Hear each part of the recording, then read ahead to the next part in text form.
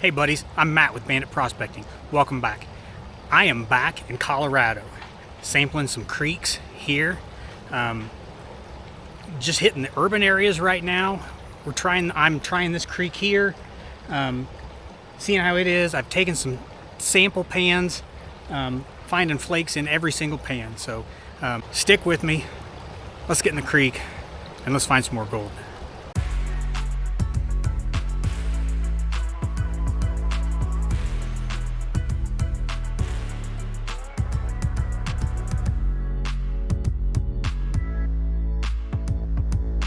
All right, so like I said, I've been running test pans in several spots up and down this creek, and found some good spots. Of course, had more colors per pan. But man, I'm sitting here, I'm in the creek, I'm working material, and this guy comes up. This guy's a putz. Let me tell you, he is a putz. No, literally. And there is the gold putz. Working material, classifying it through his gold gutter over there. He's been finding good gold today. I'm out here prospecting with him today. This is one of his spots here in the Denver area that he comes to. So he brought me out here today. Put me on some gold. I'm going to classify a bucket and run it through the sluice. I have a sluice set up. The sluice I'm running right now, I'm running the folding Vivor sluice. I know that holds a lot of material when you run it. Get the fines out of that. So that's the downfall of it. But I already have my Keen sluice already set up for what I think we're going to do tomorrow. So. Anyway, let's get some stuff classified.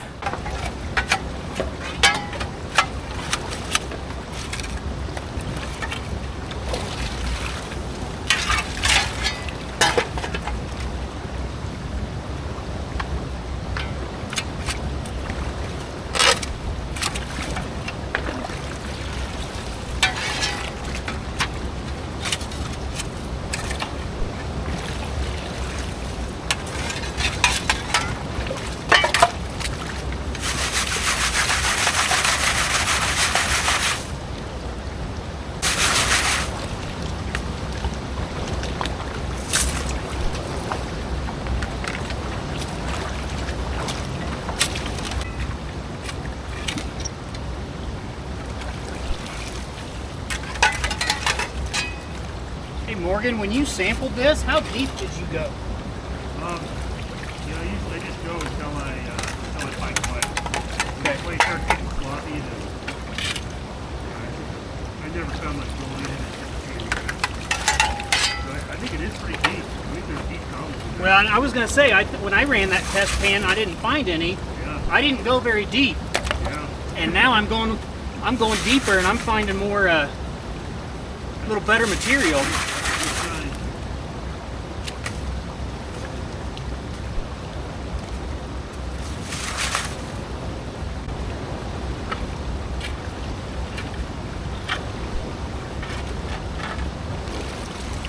See, I think when a lot of guys are reading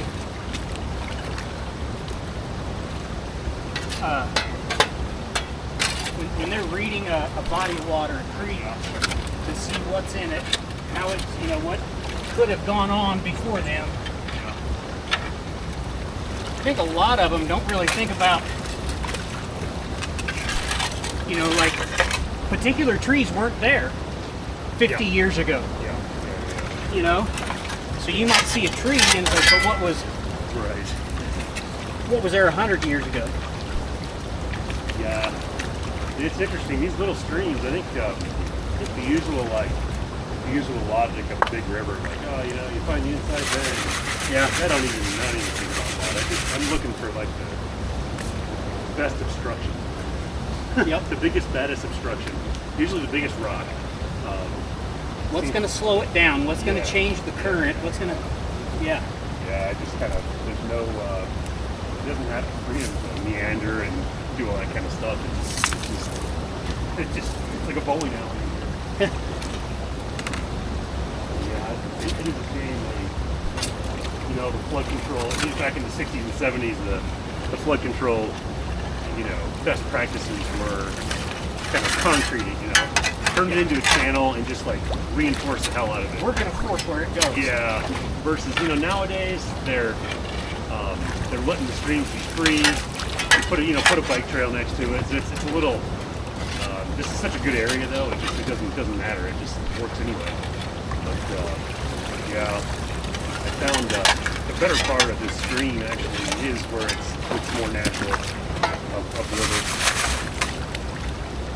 I've probably worked 50 different locations, you know, in this area. Just on this body water? Just no, probably 15 on this body of water. Gotcha. You know, other areas. So I definitely look far and wide. I have a map where it's like I plot out all the places I want to go with a gray symbol, and when I go there, I color it red if it's no good and green if it's good.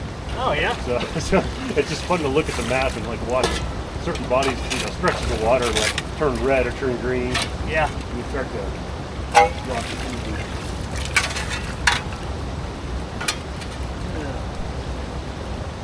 So I'm sure you can tell by watching the material as I dig. There are cobbles under these big rocks. We moved a couple of these big rocks away, and digging under the rocks that are underneath there, getting quite a bit of material out of here. So hopefully it's going to result in gold.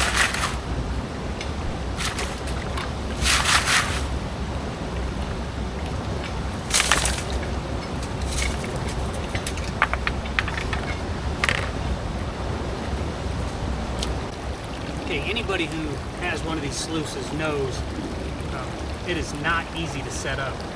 So I finally got this set up. It took me quite a while, several tries. If I spent as much time prospecting as I did building this dam, I probably have 10 ounces by now. Anyway, getting this to clean out, it's looking good so far, but it is, although we're getting good water flow, it is slow to clean out, so you have to let it go slow. So. Bro, the old hole is loaded, man. Look at that. I got into that old hole. I'm just digging out where I can find material. There's a reason those dudes were digging in there. Oh my God. Yeah. I see 6 pieces right there. Yeah, we ain't even painted down yet. So yeah, that's nuts. Yeah, let's. Yeah, even though this has a pretty strong water flow, it is very slow cleaning out.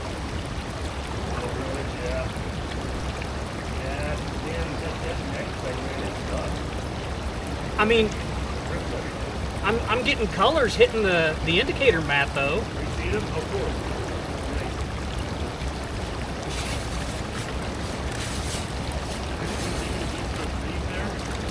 No, I dug, yeah, from where those big boulders came from.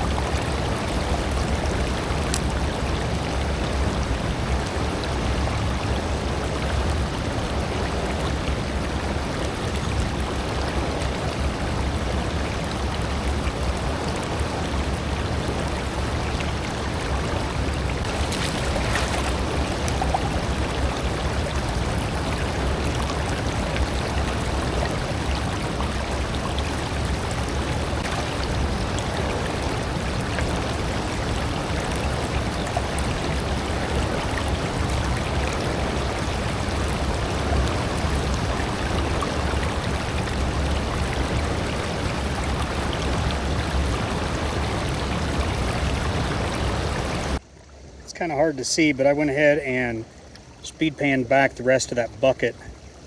Getting that glare off the water. Sorry. One nice flake and some fines. And I still have whatever's left in the sluice that I'll clean out at some point. So, decent little bucket. So I finished cleaning up the sluice. And I did decent.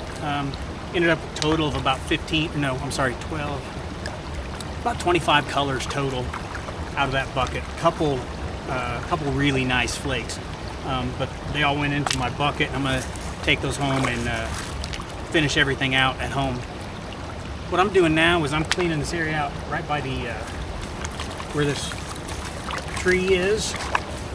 Part of this down tree is in the water. There's some good material right here. I ran a test pan here earlier and came back with some good colors out of it. So I'm gonna get a bucket, and I finished that last bucket by speed panning. So I think that's how I'm gonna run this whole bucket, because there's not enough real pitch in this this creek bed to get a good lay on that sluice. So I'm just going to go ahead and speed pan this bucket. It took me almost no time to get through that last one, so we'll do that to this one. It's hard to see. I know you won't be able to see it, but this, well, maybe you can. You see that scoop right there? See all that black sand right on top there? So I've just been panning like normal here, like I normally would, and Morgan asked me if I wanted to borrow his magnet, and I'm like, nah, that's okay, yeah. And he asked me about 3 different times if I wanted to borrow it. Well, finally I'm like, all right, let me try it. Let me just give it a try. Wow. It made it so amazingly easier to finish the pan using that magnet. And yeah, you got to be careful. You got to drop it a couple times. Hopefully not pick up any gold, but I mean, I bet it cut my finish painting time down in at least half, because it's so all this black sand congregates up, and it just like sticks together, and it doesn't want to come out of there.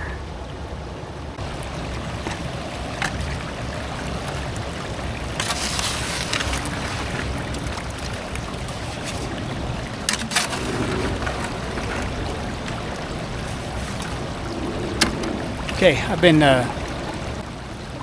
speed panning this bucket back. I'm almost done with it. Man, a ton of black sands up here. Well, like you saw on that one pile of dirt back there, there's lots of heavy black sand. So I'm going to finish panning this back, get it all the way down, this bucket all the way down. I'll use the magnet this time again. And get the heavy black sands out, and then pan it all back, and then I'll show you guys what I found in that. Okay, I just wanted to give you a look at these black sands. Look at how much magnetite is in there. That is nuts.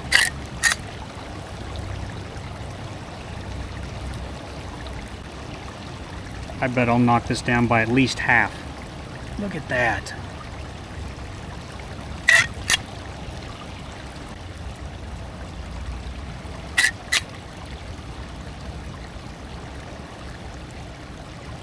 And of course, for the last couple times I pick up, I go over the material a ways and make the black sands jump up to it.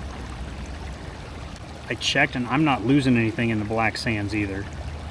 From the last time I used the magnet, I saved the black sands and then I panned them back, and there was nothing in the black sands. All right, so here is the clean out of that bucket from under that tree limb that's under there. Some nice colors. Hopefully you can see that okay. I'm trying to block it the best I can. Yeah, nice little clean out there. All right, so I had really good luck running those two buckets. I have one more spot I want to run a bucket from. At least one more. But of course I have to do the most important thing first. Fill in the holes, right?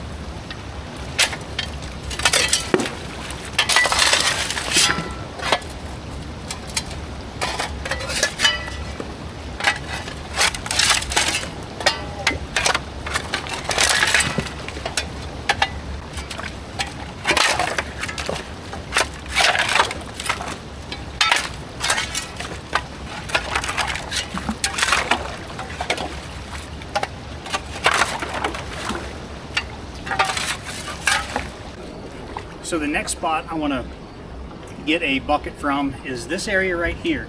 I did a test pan right here and then just did another test of like 2 scoops from the little scoop. I'm sorry, three scoops from this little shovel, not full scoops. And I was finding good gold just right here, no rhyme or reason. So I want to get a bucket full from this area right here.